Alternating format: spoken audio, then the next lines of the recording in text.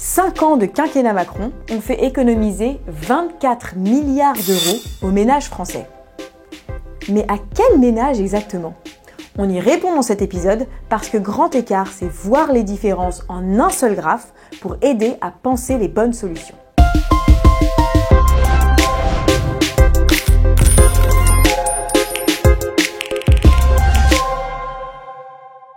Je vous l'avoue, ce que je voulais, moi, c'est une réponse simple aux questions « Qui a gagné ou perdu du quinquennat Macron ?» et comment est-ce que ce quinquennat a modifié le niveau de vie des plus riches et des plus pauvres. Le problème, c'est que les réponses toutes simples, du style « les plus riches ont gagné 3% » ou « les plus pauvres sont les grands perdants », sont des conclusions fausses d'une étude qui, elle, est fascinante. Alors, je suis remontée à la source. L'Institut des politiques publiques, l'IPP, a découpé tous les ménages français en 100 catégories, des plus pauvres aux plus riches. Pour chacun de ces centièmes, l'impact des mesures sociales et fiscales du quinquennat a été évalué en pourcentage de leur niveau de vie. Résultat, premier constat, quasiment toutes les barres sont dans le positif. Ça veut dire que l'immense majorité des Français a vu son niveau de vie augmenter. Ça signifie plus d'argent disponible pour être dépensé, une fois les impôts payés et les aides sociales reçues. Avec un gain supérieur à la moyenne pour le tiers des Français les plus pauvres et la classe moyenne supérieure. Et deux anomalies aux deux extrémités. Les 1% les plus riches ont bénéficié plus que tout le monde. Ils ont vu leur niveau de vie augmenter grâce aux réformes Macron de 2,8% contre 1,6% pour le français moyen. Ce graphe montre le gain en pourcentage du niveau de vie, mais en euros gagnés pour 100 Français classés du plus pauvre au plus riche, ça représente plus 1 000 € pour le deuxième le plus riche et plus 3 500 € pour le plus riche de ces 100 Français. Ce qui justifie pour certains le surnom de président des très riches, voire des ultra riches, puisque l'étude entre dans le détail et montre que le millième des Français les plus riches ont eux bénéficié à hauteur de 4,1%, ce qui représente un gain de 15 300 €. Pourquoi un tel bond ? Je vous l'explique dans une minute. À l'autre extrémité, on voit que les 3 à 5% des ménages français les plus pauvres sont les seuls à avoir vu leur niveau de vie diminuer. Pour les 1% les plus pauvres, ça signifie une perte de 70 €. Mais attention à ces interprétations. On trouve ici effectivement les ménages les plus pauvres, mais aussi des personnes qui se retrouvent temporairement seulement dans cette catégorie sans être réellement parmi les plus démunis.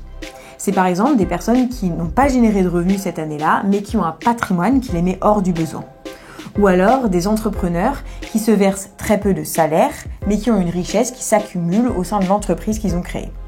C'est très frustrant parce que ça signifie que ces limites empêchent de conclure quant à l'impact du quinquennat Macron sur les personnes réellement les plus pauvres. Sauf à rentrer dans le détail des mesures. Or, vous me connaissez, tant que j'ai pas ma réponse, je continue à fouiller.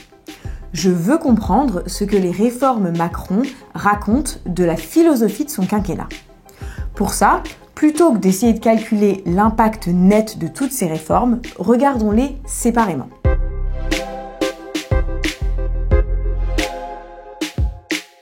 On voit que certaines mesures ont eu un effet négatif sur le niveau de vie et d'autres un effet positif. Du coup, les riches comme les pauvres auront gagné ou perdu selon qu'ils sont concernés par telle ou telle réforme. Macron l'avait dit, il voulait que le travail paye davantage et il l'a fait. On voit que la réforme de l'assurance chômage a bien eu un effet négatif sur le niveau de vie des chômeurs.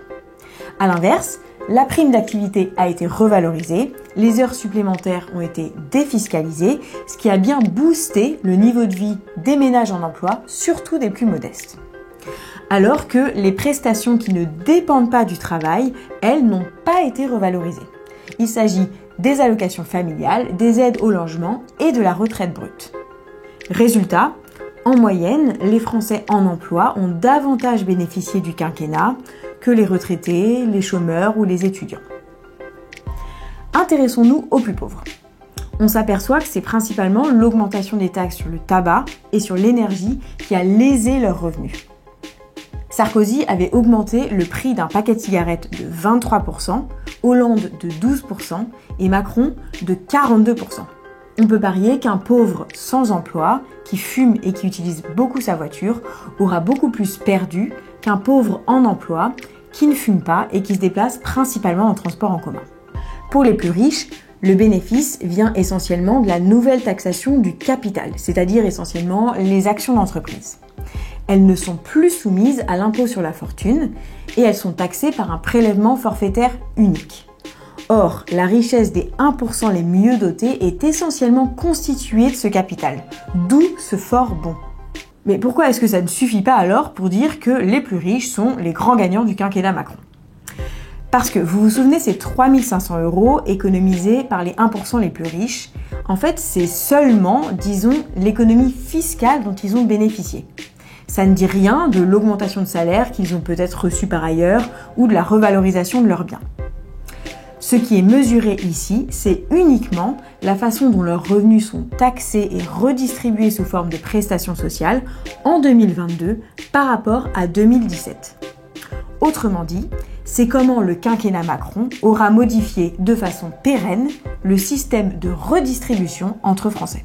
D'autres études ont, elles, mesuré les conséquences plus générales au-delà de la fiscalité. Et les hauts revenus ont bien davantage bénéficié, ou en tout cas ce sont les seuls bénéficiaires identifiables de toutes les politiques publiques mises en place sous Macron.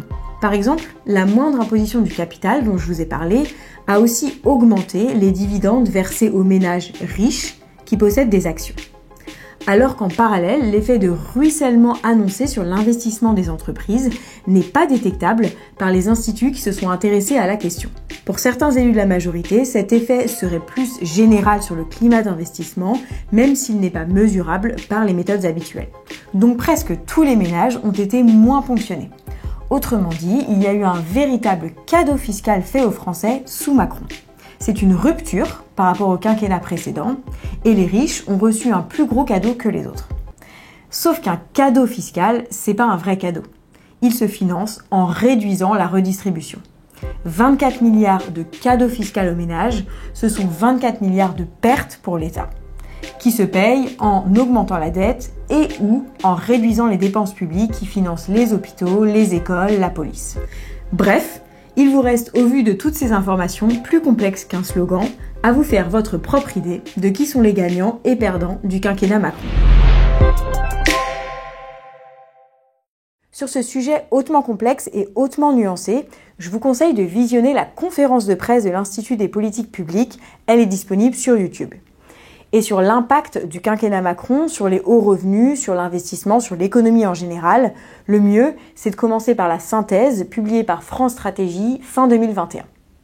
Merci d'avoir regardé cette vidéo, n'hésitez pas à la commenter et rendez-vous le mois prochain pour le prochain épisode.